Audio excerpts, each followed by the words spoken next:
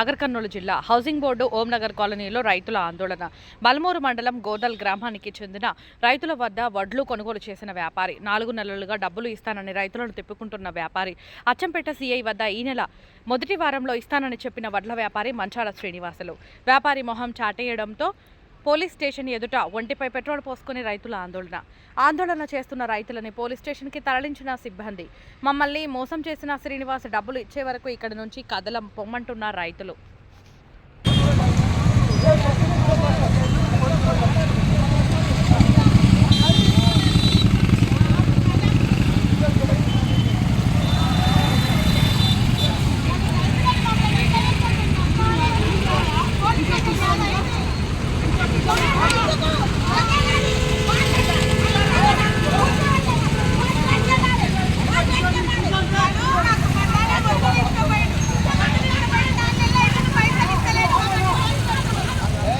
जोर चल रहा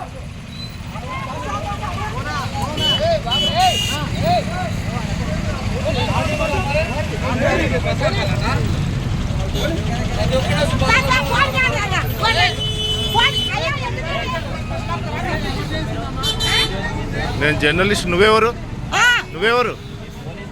నేను జర్నలిస్ట్ అయితే ఏమైంది దిగు దిగవా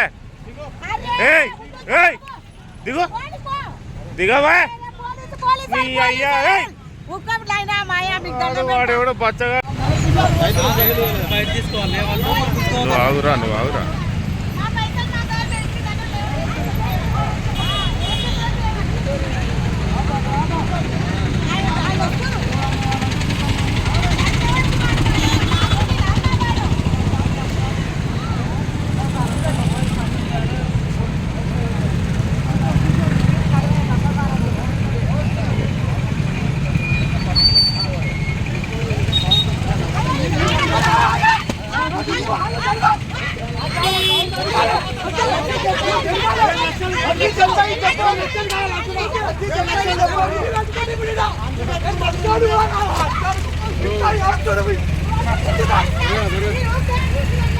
ఆగే నువ్వు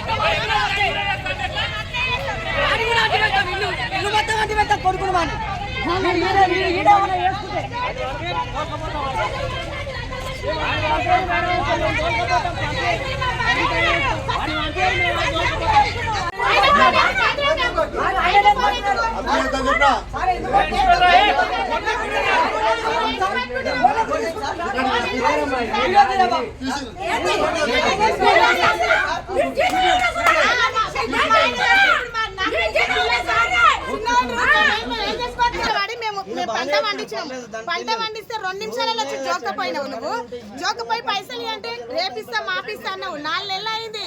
ఏంటికి ఇస్తలేవు? ఎన్ని రోజులు ఇస్తలేవు? ఇప్పుడు అంటే ఇచ్చిన వాళ్ళు రైతులు మొత్తం మా ఇంటి మీద పడుతురు.